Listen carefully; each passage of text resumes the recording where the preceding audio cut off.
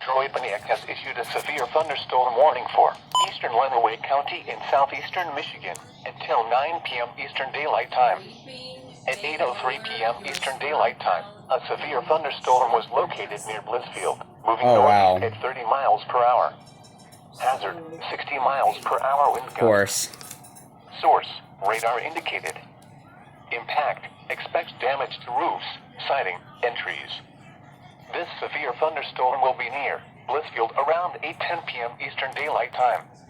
Deerfield around 8:15 p.m. Eastern Daylight Time.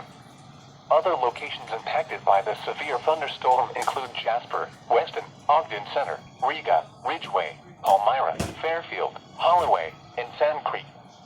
For your protection, move to an interior room on the lowest floor of a building. Repeating, a severe thunderstorm warning has been issued until 9 p.m. Eastern Daylight Time for the following county: Lenawee, Michigan.